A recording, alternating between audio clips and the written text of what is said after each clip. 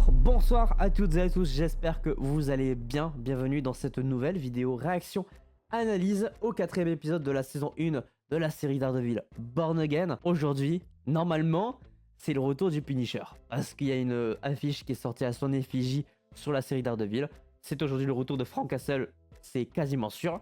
Hâte de voir ce qu'il va nous proposer, est-ce qu'il va porter son costume, je pense pas, parce qu'on aura d'abord des scènes de discussion et de retrouvailles entre les deux personnages. Est-ce que Daredevil va enfin reprendre son costume? Plein de questions, peut-être beaucoup de réponses à voir. On y va, réaction et analyse de ce 4ème épisode de Daredevil Born Again.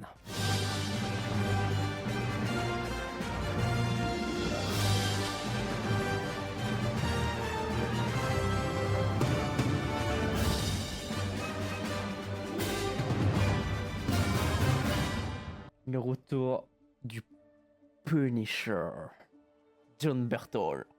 Du coup, avec le, c'est vrai que le White Tiger est mort. Du coup, il récupère les équipements après l'autopsie, qui vont finir à sa nièce normalement. Et du coup, c'est elle. C'est la nièce de Hector, qui sera la prochaine White Tiger. Je sais très bien que c'est les flics. Mais ils vont le retrouver. Mais c'est pas le Punisher. Évidemment. Oh, la première apparition de Muse, ça y est. Le grand méchant de cette série. Enfin, quoi. Ah, ce méchant, il est hardcore. Il va être hardcore, lui. Il est très sanglant. J'ai hâte. On est sur un épisode beaucoup plus calme, hein, avant l'arrivée du Punisher. Ils vont sûrement enquêter justement sur qui a tué le White Tiger. J'aime bien esthétiquement cet épisode. Un peu plus que les 3 premiers. Je sais pas. Je trouve que la réal est un poil mieux gérée. Il doit être énervé contre Adam, lui. C'est une dinguerie.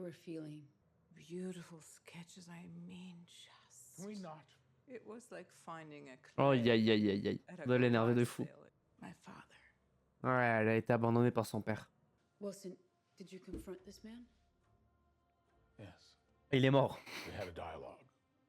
Il est juste mort.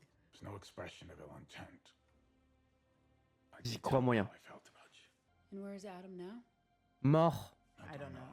There can be no real healing. Trop intéressant Forgiveness isn't just leur conflit. the highest act of love. C'est très intéressant. Beaucoup plus léger. Bon, il faut qu'il commence son enquête, lui. Hein. La violence de Kingpin me manque. Me manque vraiment. J'ai trop envie de le voir buter quelqu'un, là. Ça me démange. Ah, lui, il revient sur les lieux du meurtre, du coup. Enfin, quoi. Ah, il a réussi à trouver l'endroit où se cache Frank, c'est ça, non? Mais comment? Ah, mais il est vraiment là. C'est cet endroit-là qu'il a été agressé dans le trailer. Par Frank. Comment il sait qu'il se cache ici? What the fuck? Qu'est-ce qu'il fait là? Ça fait du bien de le revoir quand même.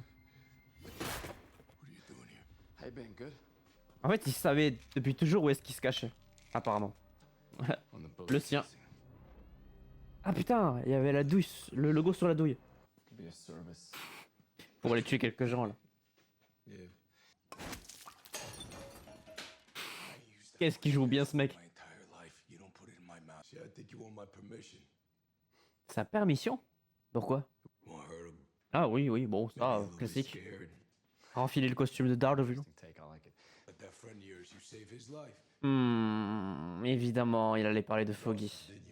Évidemment qu'il allait parler de Foggy. Évidemment qu'il s'agit de lui. Ah, merci! Allez, allez, réveille-le. Réveille le Devil qui est en lui. C'est le moment. Ouais, il ne s'agit que de lui en réalité. Les deux ensemble, ils sont tellement forts. C'est vrai que je préfère plus pur que Foggy. Non, ils vont se revoir très vite. Ils vont se revoir très vite. Mais putain, quel acting ce mec, c'est fou. Hein. Il est tellement fort. Ça fait du bien de les voir les deux dans la même pièce discuter. Ça faisait très longtemps. when I was a boy. Cette phrase, putain. And there's a bunch of people on the other side pushing it back. Et c'est maintenant que Daredevil intervient, évidemment. Slash depressive. Elle peut même pas dévoiler que elle a Fisk comme client. C'est chaud, hein. Allez, allez, on connaît ce regard. On le sait. Le Daredevil revient, mesdames et messieurs. Il revient. Et toi, ah, putain, toi c'est complexe aussi en ce moment. Allez, vas-y, sors-le costume. Let's go. Let's go. Allez, c'est maintenant, mon gars. Ouais. Ça nous avait manqué. 100%, il est dans une cage. Il va manger face à Adam, qui doit être enfermé, pendu, je sais pas quoi. Mais... Ah, le bâtard. C'est sûr qu'il a atomisé. Et oui, mais je l'avais colle. Je l'avais colle. Évidemment qu'il allait pas être aussi calme. Et ben voilà. Allez. Épisode 5, épisode 6, on rentre dans le vif du sujet maintenant. Ah, et en plus on a news. C'est vrai. Il nous avait été teasé au tout début de l'épisode. Oh la vache. Il est tellement creepy ce mec. Il est très récent dans les comics en plus. Ah, c'est dégueulasse. Quelle horreur. Il adore le sang.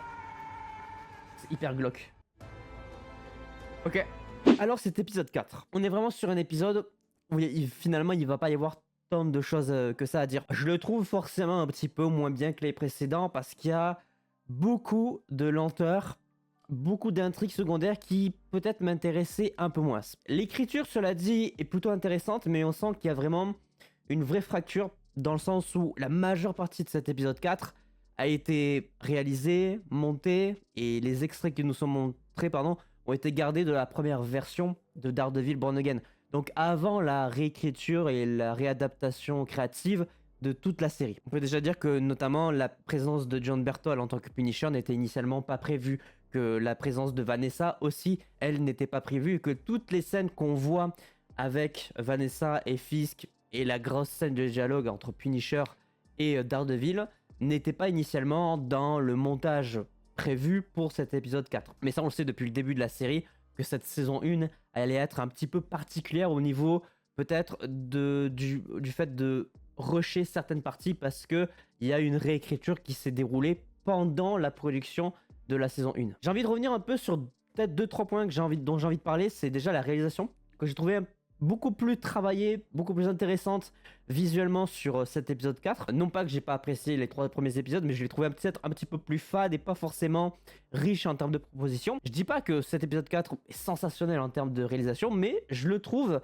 légèrement au-dessus de ce qu'a pu nous proposer les 3 premiers. Après voilà, c'est vraiment quelques plans, quelques jeux de lumière, quelques manières de filmer que j'ai trouvé plutôt intéressantes. À voir peut-être si ce style de réalisation continue dans le show avec peut-être des scènes d'action, voir un petit peu ce qui peut être proposé autour de ça. La relation Punisher-Matt Murdock, bon forcément il faut évidemment en parler, le retour de Frank Castle est évidemment déjà réussi parce que John Berthold est un excellent acteur et on le sait depuis déjà quand même pas mal d'années, des décennies entières littéralement. Ça fait du bien de le revoir et surtout de le voir travailler un petit peu mentalement, moralement le personnage de Matt Murdock qui évidemment refuse de redevenir le Daredevil à cause de ce qui s'est passé avec Foggy et Bullseye. D'ailleurs, Bullseye qui est mentionné dans cet épisode, qui n'aurait pas dû être mentionné à la base, on l'entend en plus très facilement à l'oreille, puisque quand Punisher dit le mot Bullseye, la synchro sonore est différente. On sent qu'il y a un vrai décalage au niveau du son,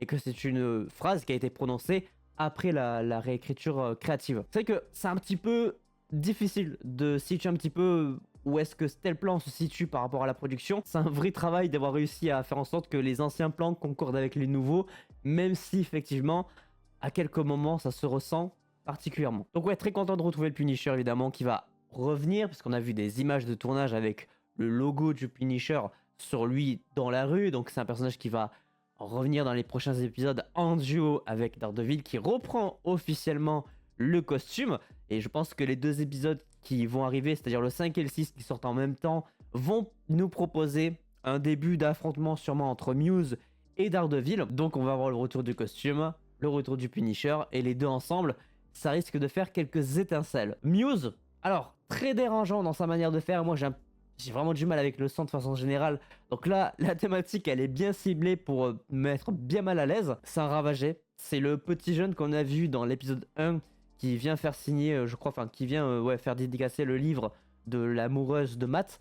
C'est ce mec-là qui interprète donc le personnage de Muse, qui est complètement perché sa grand-mère sur l'art et le sang. Vraiment deux trucs qui tu vois pas du tout ensemble à la base. Très cruel. J'ai hâte de voir si on va vraiment avoir des scènes hardcore parce que c'est quand même l'identité d'une série comme Daredevil. Il faut des scènes qui soient difficiles à regarder et qui soient extrêmement violentes. Et le personnage s'y prête, donc j'espère que les scènes concorderont avec cet esprit-là. Mais trop hâte de évidemment voir Daredevil se foutre sur la gueule encore une fois. Ça faisait très longtemps. Faut savoir qu'il a pas apporté son costume de l'intégralité de la saison 3 de Daredevil et que là on l'a vu que 1 minute ou 2 dans le premier épisode. Donc ça fait extrêmement longtemps vraiment qu'on l'a pas vu en costume, hormis chez Hulk, mais on va évidemment sortir chez Hulk de notre esprit. Donc ouais, j'ai très envie de revoir Daredevil avec le costume se battre un petit peu. Et du côté de Fisk, bah c'est là où je suis un petit peu mitigé. En fait, parce que ce côté extrêmement violent, qu'on retrouve un tout petit peu évidemment à la fin, me manque énormément. Ses impacts, son agressivité me manquent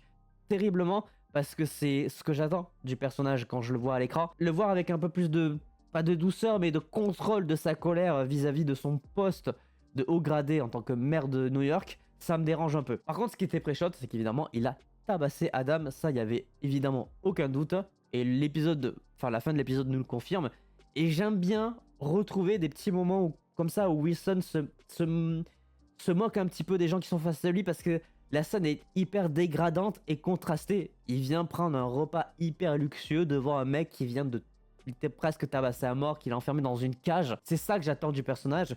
J'aimerais en voir un peu plus. J'espère que ça va se débloquer. Notamment avec le retour de Daredevil qui va possiblement l'énerver à un point qu'on ne peut pas imaginer. Qui va peut-être le relancer dans cette dynamique d'être extrêmement violent. Donc ouais, un épisode un petit peu en deçà, que je qualifierais d'épisode de transition pour la deuxième partie de cette saison 1. Pas le plus intéressant, mais qui apporte quand même certains éléments d'histoire que je trouve plutôt réussis. Le retour du Punisher, c'est une masterclass, merci John Berthold.